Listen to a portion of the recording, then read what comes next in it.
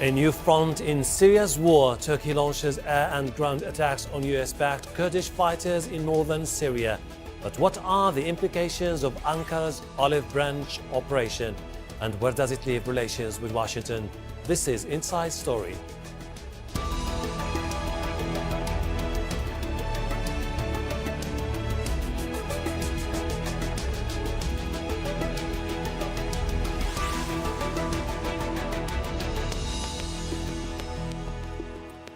Hello and welcome to the program. I'm Hashim Ahalbara. Inside Story began this year asking whether 2018 could see the end of the near 7-year-long war in Syria. Latest events would suggest the conflict is instead changing course. Turkey has launched airstrikes in the north as a direct response to the US decision to back a border security force in the region. The force, mostly made up of Kurdish troops who helped get rid of ISIL, would control this area of Syria. Neither Russia nor Syria are happy about the announcement, but Turkey feels particularly threatened. It has vowed to, quote-unquote, strangle the force before it's even born. And it's with that aim that Turkey launched the offensive on Saturday, first targeting the city of Afrin. Turkish ground troops crossed into the district on Sunday after a night of airstrikes and artillery fire. Efrîne is a stronghold for the Syrian Kurdish group, the YPG, which Turkey considers a terrorist organization. That's because of its alleged ties to the PKK, a Kurdish group fighting for autonomy in Turkey. And Turkey's president says the next target will be Manbij, the Syrian city recaptured from ISIL in 2016 by a Kurdish-led force, also backed by the US but opposed by Turkey. Stephanie Decker has more from the Turkey-Syria border. Shortly before sunset on Saturday, Turkey launched its air campaign on Afrin. Turkish officials had said all week that the operation was imminent. President Recep Tayyip Erdogan spoke just a few hours before the jets took off. We will wipe out this corridor step by step, starting from the west. Afrin operation has de facto started in the field. This will be followed by Manbij. Since the promises made about Manbij have not been kept so far, nobody can say anything when we do what is necessary. Throughout the morning along Turkey's western border with Afrin, the Turkish army had brought in bulldozers, gravel and concrete blocks, appearing to build up their defences along the border wall with Syria. Tanks shelled specific locations on the mountain, and hours later this mountain would be targeted by airstrikes. The army made us move from this position a few hours before the campaign officially began. This is just one of the locations that the Turkish army is shelling. Afrin is pretty much surrounded, Turkey to its west and north, and there's also been a build-up inside Syria by Free Syrian army fighters to the east of Afrin. Now, those are the rebels that Turkey supports. Turkey had reinforced the FSA with thousands more men over the last few days. These buses drove the fighters across the border into Syria. They will be part of a ground offensive against the YPG, the Kurdish group Turkey considers to be a terrorist organization. It is also, however, the group the Americans consider their best ally in fighting ISIL. The international dimensions are vast. Russia announced it pulled out the few hundred military personnel it had in Afrin shortly after the campaign started. And Russia controls this airspace, meaning Turkey could not be flying their planes without Russia's consent. Turkey says it is only targeting what it calls terrorists, but there are already reports coming out of Afrin that civilians have been affected. It seems Syria's 7-year war is entering yet another phase. Stephanie. Let's bring in our panel. Joining us from Istanbul, Sinan Ulgen, chairman of the Center for Economic and Foreign Policy Studies. Idam in London, Gene Yildiz, a visiting fellow at the European Council on Foreign Relations, and in Washington, D.C., Richard White, director at the Center for Political Military Analysis at the Hudson Institute. Welcome to you all. Mr. Ulgen, I would like to ask you this. What is it that which Turkey aims to achieve at this cross-border operation? Well, there is firstly a military objective and secondly a political objective. The military objective is to eliminate the influence of the Syrian PYD, which is seen as the extension of the PKK, a terror organization. from this pocket of Afrin. And politically, Turkey wants to assert itself as a regional actor that will have influence in the medium term over the negotiations for a political settlement in Syria. Okay, Mr. Yildiz, Mr. Ulgen has been talking about a military objective and a political one. Let's stay a little bit with the military aspect of this story, which is basically taking on the PYD in Afrin and Manbij. Are we talking about an isolated military operation that would end there when the PYD is evicted from both areas, or this is something that could further be extended to the northern east part of Syria? Well, if you listen to the Turkish officials, the aim of this operation is declared as eliminating the power of YPG across northern Syria. So they define it in a more broader way. But militarily, it's an extremely risky move. We can compare this against Turkish military's displayed performance in Al-Bab, for example, 2 years ago when they were carrying out an operation against the demoralized ISIS in a town which is way too smaller than, much smaller than Afrin in Al-Bab, and the operation took 3 months, and ISIS inflicted heavy casualties on Turkish soldiers at that time. And also we can compare, Turkish military capacity in the urban warfare, urban clashes inside Turkey against pro-PKK fighters at that time. And if you compare this with Afrin, which is a much less accessible territory compared to Al-Bab and a much larger area, and Turkey will be facing against a motivated, disciplined force which is well armed. And this area is actually a predominantly Kurdish area. So all these things will make the operation militarily very risky inside Syria, but also this can inflame the fighting inside Turkey between the PKK and Turkey, and PKK showed in the past that it can take a lot of risks to prevent Turkey from attacking Syria. Mr. White, over the last 6 years of the conflict in Syria, the YPG, which is the military branch of the PYD, has been extending its influence from the northeastern part of Syria, from Kobani, Jazeera, all the way to Afrin, and their aim is to sort of link up all those 3 cantons, which Ankara considers to be a canton of terrorism. So are we talking about an isolated military operation, or do you think that Ankara is now determined this is going to be a very long military operation until the influence of the YPG and the PYD is undermined? That's a great question, and we actually just don't know the answer. We've had a series of Turkish military operations against Kurdish forces in Iraq and now Syria. The Operation Eurasian Shield, which was the precursor of the current operation, lasted some time, but then the Turks withdrew.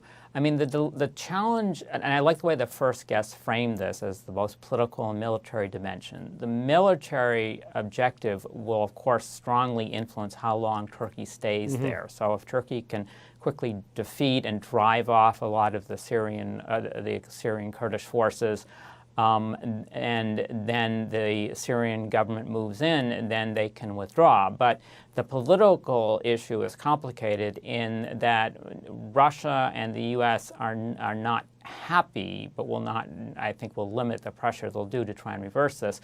But the Syrian government clearly would be very uncomfortable allowing a Turkish enclave in their northern border for any length of time. So this may be resolved quickly at the upcoming peace talks in Sochi or through Astana or Geneva, or if the Turkish government's willing to confront the Syrian government very strongly and perhaps hurt its relations with the United States and Russia, then they may decide it's worth staying in. And the Turkish government has shown a determination to ignore the pressure of other governments when it wants. Mr. Ulgen, for the Turkish government to be able to advance its political agenda when it comes to this military operation, it needs to win the war as soon as possible. But you know that if they want to go to Manbij, they will have to move deeper, about 100 kilometers into Syria. When you go into an hostile environment, you're talking about massive risks for the Turkish military. True, but I think we're getting ahead of ourselves. Right now, the target is the Afrin region, not the Manbij region. And even to carry out a military operation successfully across the Afrin region will require a degree of considerable risk and military commitment. So right now, the challenge for Turkey is to accelerate the success of this operation. Turkey does not want to be pulled in a quagmire, a bit like Israel was, for instance, when it did fight the Hezbollah. So the military objective of Turkish authorities is to carry this out as soon as possible. And this is what we see with the size of the operation. We're talking about an operation where more than 70 Turkish fighter planes are involved in a territory that is very limited. And I think the planning is that Turkish heavy artillery will be backing the Free Syrian Army as the main impetus, but eventually Turkish land forces may also be involved. So I think right now the target is the Afrin region, and Turkey will be all the more successful if international actors like the US and Russia actually convince the YPG to pull back from this region. And that's going to be quite important in determining how long the operation will last. Mr. Yildiz, the YPG is backed by the United States of America. In fact, the US has armed personnel operating, training the YPG in that particular area. The Turks are very much aware about the situation. They've been very critical of the presence of the American troops on the border with Turkey. What has shifted the narrative now in Ankara from criticism into a military action? I think we need to look at the developments in Idlib actually to really understand why it happened now, because this attack is not an offensive, is not a surprise. When I was in northern Syria like two months ago, this was the talk of the day with fighters and commanders and other people. They were all expecting such an offensive. But what happened in Idlib, I mean the Turkish offensive in northern Idlib against the radical elements there actually didn't end up the way Syrian regime or Russian forces wanted to see it, so that the Syrian regime now is moving into northern Idlib and pushing the rebels and other groups in that area. So Turkey saw that the window of opportunity for Turkey to trade something in Idlib against Afrin or to do some more activities inside Syria is actually closing down. So that's one factor explains why after 2 years of threatening for an offensive, why Turkey acted in this. But I think we need to bring in also the domestic political elements in Turkey in order to explain why this diplomatically very challenging, militarily very risky, and politically very problematic operation, why it is happening now. Because President Erdogan's AK Parti's alliance with right-wing political groups in Turkey, the far-right political parties and secularist nationalists, require this kind of offensive against the Kurds, and also it will help probably politically President Erdogan to galvanize and mobilize the masses behind him. For the 2019 election. Mr. White, the Americans now face a challenge here. On one hand, they consider the YPG to be the most legitimate ally in the fight against ISIL in Syria, but at the same time, they cannot afford to further upset another regional ally in the region, which is Turkey. What are the options now for the Americans? Yes, this has been a long-standing problem with the U.S. operations in both Iraq and more recently Syria. I wouldn't say that they consider the YPG the most legitimate. I think they consider them to be the most effective of the forces allied with the United States. I mean, as you know, because we've covered this in earlier programs, the U.S. tried for years to create its own separate military force. There was a lot of training, but that proved very ineffective. So what we have now is the YPG. And the reason why the U.S. is backing the YPG now is one, for military reasons, to make sure there's a force fighting the groups that the U.S. is most concerned about, ISIS and al-Qaeda. There's always a bit of concern that the Russian Syrian government priority is not that. And two, if again we're going to this military/political framework that was laid out in the opening question, I think that the political objectives of the United States are to make sure it have some say in the peace process. As long as there's a U.S.-backed force in Syria, then the Russian, Syrian, Iranian representatives involved in any kind of post-conflict scenario in Syria have to take the U.S. into account.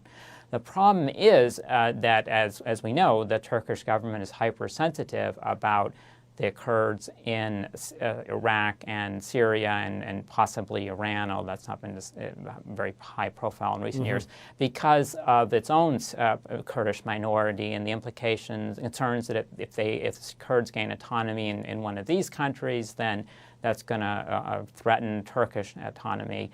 Now, I think one question, getting back to the question about why now, for the first, when Trump was elected, there was a lot of speculation that his national security advisor, Michael Flynn, and other members of the administration would try and reach out to Erdogan, sacrifice the Kurds, turn over the people that the Turkish government wants to send back for trial that they claim were involved in the coup, and so on. But that quickly faded, and then there was a recent misstatement. It's a bit unclear what happened, but there was somehow gotten the news that the U.S. was going to set up a 30,000-man border force made up of Kurds, and that seemed to provoke, and that appears to have provoked a lot of alarm in Ankara, even though the U.S. denied it. And I think that's where we are now. Now, going forward, it's going to be a challenge. I mean, the U.S. is, because of where it is now, isn't. The simmering discontent over U.S. role in that region has been going on for quite some time. I've been hearing over the last few months many statements coming from Ankara, basically lashing out at the United States of America. Mr. Ulgen, what are the options now for Turkey? Do you think that there's still a wiggle room for settlement with the United States of America about how to move forward, or do you think that the Turkish military and political establishment have made up their mind? They're going to continue the push, whatever it takes. Well, I mean, Turkey will try to get both at the same time, in the sense that now there is the decision has been made in the Turkish government to start this military campaign. So Turkey will surely continue this military campaign until it is successfully concluded. But at the same time, the U.S. is Turkey's partner in NATO. The U.S. has influence in Syria. So there is a need to re-establish the grounds for having a more productive dialogue with the U.S. In particular, for Turkey to also solve its security challenges emanating from the instability in Syria, but also in Iraq. So I think Turkey will want to have those two at the same time, and they're not necessarily mutually exclusive. Mr. Yildiz, there's another key player in Syria, Russia. It has recently pulled out its troops from Afrin. The only statement that emerged off the back of this military operation is a short one asking Turkey to show restraint. Is this a Russian way of saying, you know what, we have absolutely no problem with you continuing your operation against the Kurds? Well, if you look at the Syrian map today, almost 1/3 of the territory is being controlled by Kurdish-led forces, SDF, and the rest is mostly controlled by the Syrian regime, which is the main ally of Russia on the ground. And Russia would want to, I mean, it makes sense for Russia to involve Turkey into in this equation, to put extra pressure on the Kurds, to make them maybe accept more concessions against the regime, such as maybe handing over some oil fields in Deir ez-Zor to the regime, or some Kurdish officials inside Syria actually said that Russia actually offered them or suggested that they should leave Afrin to the regime, hand over Afrin to the regime so that they can prevent Turkish offensive in the region, which wasn't allowed which wasn't accepted by the YPG. And another interesting thing is like the focus of the battle inside Syria has shifted very recently from ISIS to a power play between Russia and the US, and also an endgame in Syria. Now we have two main forces on the ground that would probably either fight or negotiate a settlement in Syria. And Russia wants to I see your point. Enforce his own ally, yes. Mr. White, we're talking about three players with different agendas in Syria. Turkey, which supports the opposition and is keen about ensuring security on the border. Russia, which supports President Bashar al-Assad. The United States of America, which has been the main backer of the Kurds. Is there any concern that if the conflict continues, the potential for any confrontation between the three key players is very high? No, I consider the actual risk of a direct conflict between the parties minimal. There may be another incident like the Turkish shooting down of a Russian airplane, although more likely the reverse of Russians shooting down a Turkish plane. But I think that would be managed. The problem we have in Syria is it's not just those three players. I could think, we could easily think of a dozen players that are all involved. The Syrian-Russian alliance is close, but Assad has his own agenda. The Iranian equation is very much of concern to the United States. It's less concern for Turkey, and Russia sees Iran, at least in Syria, as an ally. But there are differences. There's, of course, Israel's question. There's the Iraqi government's desire to secure the border, and so on. So you're just about it. And then there are the local combatants, the opposition forces, which are all divided. And it's easy for them to want to manipulate one of the big three powers we talked about. I mean, there's some that would like to have the Turks as involved to alienate further Washington from Ankara, divide the opposition. On the other hand, there are various groups that have different agendas. So this is a real mess, the whole Syrian problem. Okay. That's why the fighting continues. Mr. Ulgen, France has asked for an emergency meeting at the United Nations Security Council, asking the Turks to stop the military operation. If the international sentiment goes against this military operation, will Ankara reconsider this move? No, I think that Turkey is now ready to face whatever consequences international there may be until it decides on its own to end this operation. But we should also know that the start of the operation was conditional on some sort of agreement reached between Ankara and Russia, given that this is a region under Russian influence.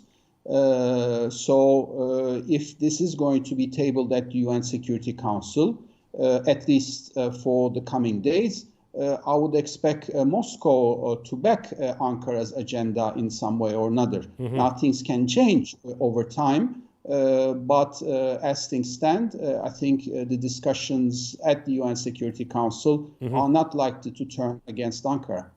Mr. Yildiz, this brings me to the question, which should be now the top priority for the international community, this conflict in the northern part of Syria or solving the Syrian conflict on its own? I think the focus of the conflict now is slightly moving into this region, because if, as I said, the SDF YPG is the second largest power on the ground. If they are weakened and if they are involved in battles against the Turkish state and pro-Turkish rebels in the region, then we might see other groups like that previously lost their power in Raqqa and other places can pop back up because of YPG's attention being focused on Turkey, so it can further destabilize the region. I think the main focus of the international community should be to mediate between the SDF, Turkey, Russia, and the US. I think Europe, which has become more like a less relevant actor in the fight, despite being bearing the brunt of the fighting in Syria with refugees and attacks in Europe, could play a significant role here by mediating between these forces because of actually their economic power, political leverage on Russia, Turkey and others. And Turkey and the Kurds are two potential allies of Europe in Syrian conflict. Gentlemen, Sinan Ulgen, Güney Yildiz, Richard Weiss, thank you very much indeed for your contributions to the program. And thank you too for watching. You can see the program again anytime by visiting our website aljazeera.com. For further discussion, go to our Facebook page. That's facebook.com/AJ Inside Story. You can also join the conversation on Twitter. Our handle is @AJ Inside Story. From me, Hashim Al-Bara, and the whole team here. Bye for now.